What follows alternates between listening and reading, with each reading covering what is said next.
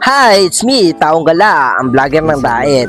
Tulad ni Kuya Renan, gusto ko rin yumaman, pero di ko rin alam kung paano. Kaya subukan natin mag-vlog. Tara, samahan niyo ako. Bali ngayong araw nga, isahatid ko si Mrs. at yung anak ko sa school kasi may pasok na yung anak ko. Bali sa mga oras nga na ito, andito na nga rin pala kami sa labas ng school. Hinatid ko nga lang din pala sila dyan kasi may pupuntahan pa ako. Bali pupunta nga din pala ako sa hardware kasi may gagawin ako. Bali may nakuha nga pala akong kontrata pero maliit lang. Papalit lang naman ako ng kisame sa CR. Sa mga oras nga na ito, nung papunta na akong hardware, napaka-traffic talaga. Bali ginagawa nga din pala itong tulay dito sa may samin. Bali fast forward na nga din at nandito nga din pala ako sa hardware na aking pagbibilihan. Pagdating ko nga dito is nag-order ka agad ako. At pagkatapos ko nga mag-order, pumunta na ako dito sa may waiting area. So ayun guys, waiting tayo sa binili nating materials dito sa may hardware. At sa mga oras nga na ito is nakauwi na ako. Bali ito nga pala yung gagamitin ko mga tools. Bali meron nga pala ako dito ng grinder, barina, martilyo, riveter, tapos gunting sayero, plies, tapos laser level. Bali yan nga pala yung mga gagamitin ko. Bali, ito yung papalitan ng outate. Yun o. Plywood siya, tapos yun. Pababae, gusto nung nagpapagawa is pantay na siya. Tara, gawin natin.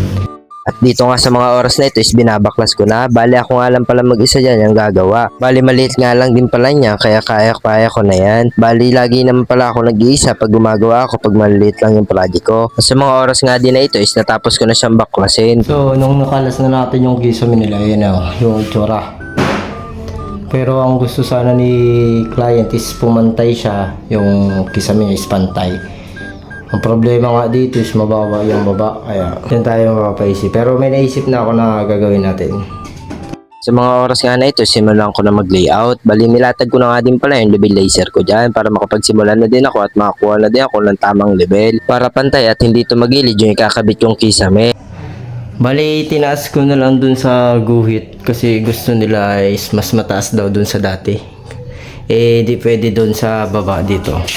Taas, kaya ganito yung ginawa ko siya para tumaas lang.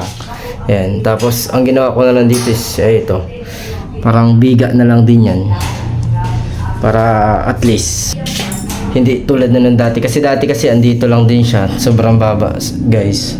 Tapos ngayon is mataas na siya kasi ayan o, yung dati niyang lining is tumaas lang ako dun sa lining niya o, ayan o. Makikita nyo is okay naman para sa akin. Ang mga space nga pala niyan guys is ang pag nagagawa ko is yan ng 16 inches ang bawat space niya. Tapos lagi ako kumukuha sa gitna.